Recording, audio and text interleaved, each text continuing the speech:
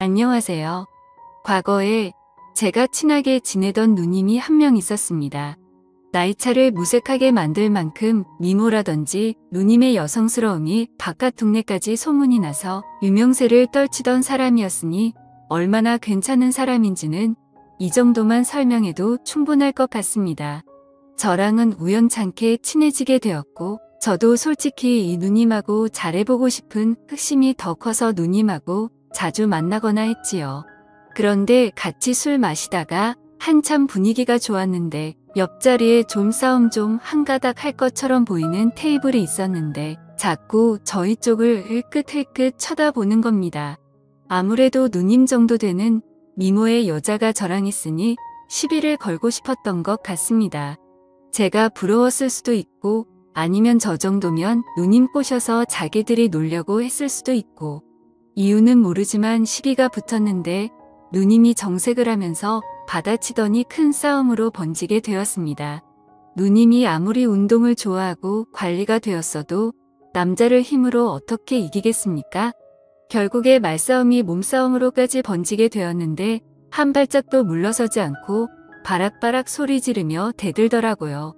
심지어 얼굴을 한 대 맞아서 코피가 흐르고 있는데도 누님은 겁먹지 않고 오히려 더 세게 달려드니 그 남자들도 잘못 걸린 건가 싶어서 뒷걸음질을 치기 시작하다가 그냥 냅둬버릴 정도였거든요. 아름다운 외모와는 다르게 깡도 있고 성질도 더러운 누님이었던 겁니다. 저는 감당 못할 거라는 생각에 그날 이미 마음을 접어버리고 말았죠. 그런데 이 누님은 오히려 처음에 그렇게 달려들다가 갑자기 자기에 대해 더 이상 관심 없는 듯 행동하던 제가 오히려 더 끌리기 시작했나 봅니다. 또 괜히 같이 술 마셨다가 시비가 붙으면 어쩌나 싶어서 최대한 피하려고 했는데 결국 이 누님의 집요함이 이겨서 결국 다시 만나게 되었지요. 이 누님이 술 하나만큼은 또 끝장나게 마십니다. 저도 어디 가서 주량 예약이 나오면 빼지 않는 사람인데 이 누님하고 마시면 날이 밝을 때까지 계속 마시는 게 기본이었습니다. 자존심 때문에 그런가 적당히 마셔서 기분 좋으면 좋은데 이 누님 성격상 상대방이 술을 뻗는 걸 못 보면 자기가 졌다고 생각하는 것 같더라고요. 그래서 이 누님하고 결국 그렇다 할 추억도 못 만들고 맨날 술 먹다가 둘 다 서로 뻗어버리지를 않으니 그냥 날 밝으면 헤어지고 그런 식의 만남이 잦았습니다. 그렇게 만나면 저는 다음날이 너무 피곤하기도 하고 해서 한동안 이 누님하고 만남을 또 피하게 되었지요. 그러다 우연찮게 오랜만에 누님을 만나게 되었습니다. 저보고 오랜만이라고 잘 지냈냐고 하더라고요. 오랜만에 보는 이 누님의 미모는 안 보는 동안 훨씬 더 무르익어 있는 상황이었습니다. 무더운 여름이 돼서 보니 여름은 여름 나름대로 이 누님의 자신감이 돋보이는 패션 덕분에 시선을 위로 향해야 할지 아래로 향해야 할지 싶더군요.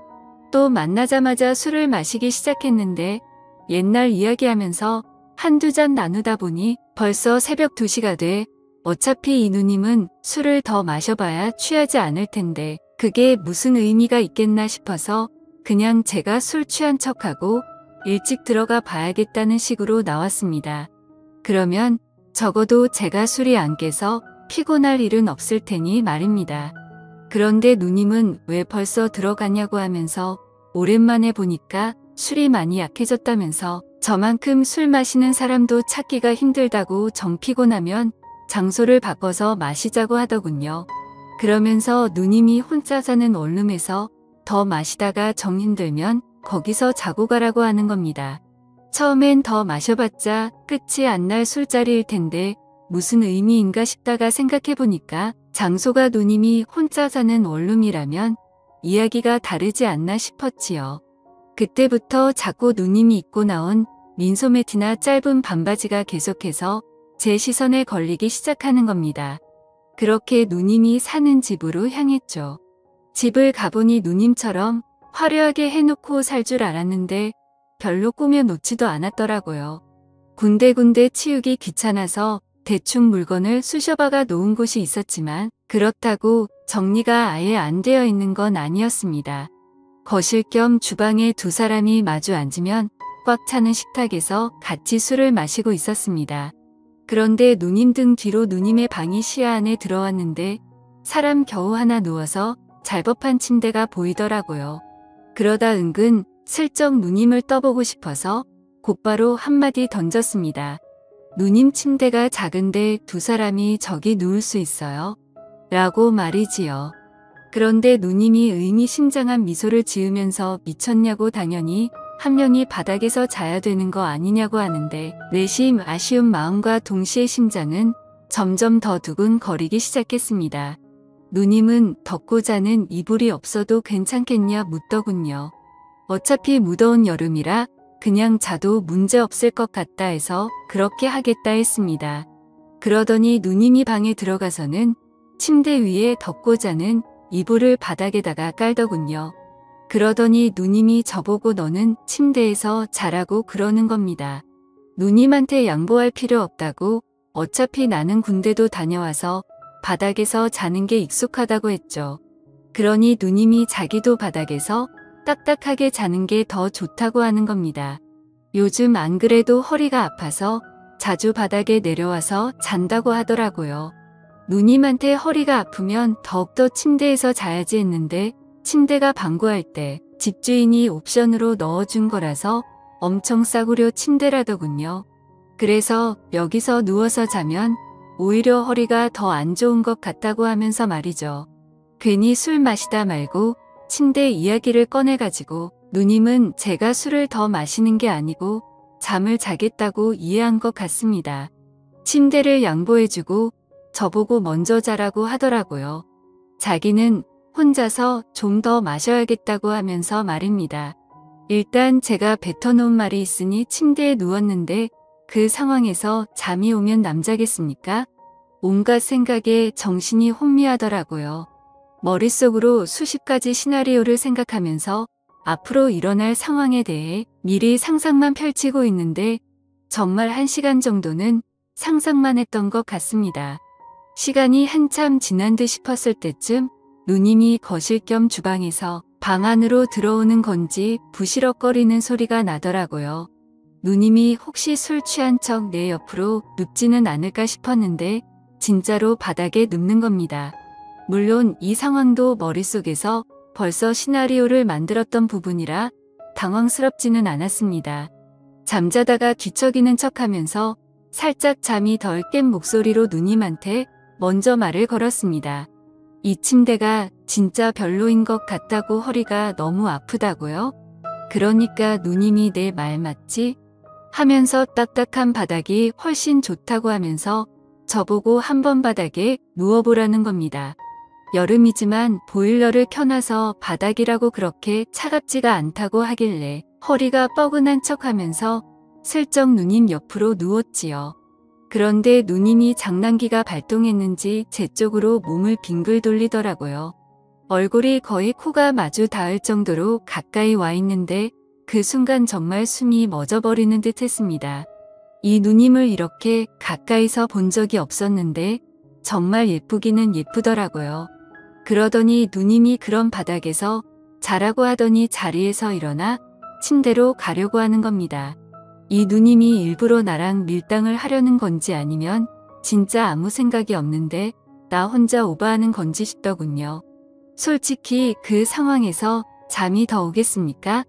누님은 저를 별로 신경도 안 쓰는 듯한 5분도 안 돼서 새근새근 숨소리만 들리는 게 그냥 잠에 든 것 같았습니다.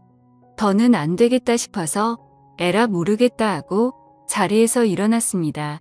누님은 세상 모르고 자고 있는데 제가 옆에 누우면 딱 맞겠다 싶을 정도로 침대 한켠에 자리가 남아 있었습니다. 성질 더러운 누님과 솔직히 이 상황까지 올 거라고 생각해 본 적이 없었는데 제가 마음만 먹으면 닿을 자리에 세상 모르고 잠들어 있는 누님을 그냥 두고 볼 수가 없었습니다. 그러다 이 누님 성격을 아는데 괜히 잘못했다가 고소를 당해서 큰 난리가 나는 게 아닌가 싶어서 결국 포기하고 다시 바닥에 누웠지요. 떨림에 오지도 않는 잠을 청하며 뜬 눈으로 버티고 있는데 침대에서 부스럭 소리가 나더니 누님의 목소리가 들렸습니다. 남자가 그렇게 대범함이 없어서 어디서 밥 빌어 먹고 살겠냐고 하면서 이젠 자기가 못 참겠다며 바닥으로 내려오더군요. 집에서 같이 술 마시자고 할 때부터 신호를 준 거였는데 왜 이렇게 눈치가 없냐고 타박하더라고요.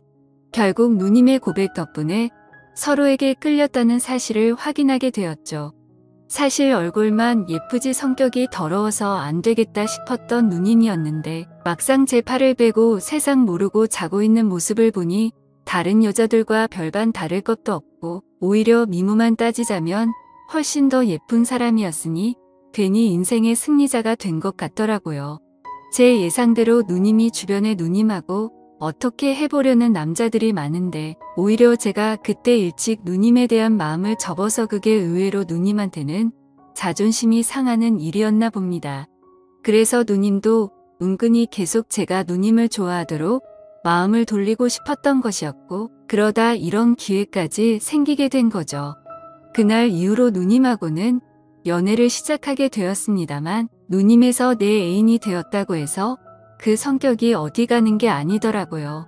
사소한 일에도 사람을 잡아먹을 듯 싸움을 거니 솔직히 성격 차이가 너무 심해서 만남을 오래 이어갈 수는 없었어요. 누님이 순종적일 때는 딱 둘이서 함께 있는 그 시간 말고는 없었습니다.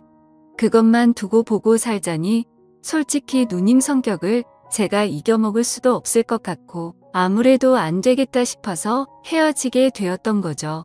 제 인생을 돌이켜보면 아직도 그 누님보다 아름다운 여자는 제 역사에 없습니다. 누님하고 데이트 다닐 때도 기고만장해져서 어깨에 힘 좀 주고 다녔는데 그런 부분이 못내 아쉽기는 하더군요. 그래도 그 누님도 이제 나이도 먹었고 시집도 진작에 갔을 텐데 그 성질 죽이면서 잘 지내고 있는지 아니면 결혼을 해서 남편도 저한테 했듯이 휘어잡고 살고 있을런지 그거 하나는 궁금하긴 하네요. 지금까지 제 사연을 들어주셔서 감사드립니다. 구독과 좋아요 부탁드려요. 감사합니다.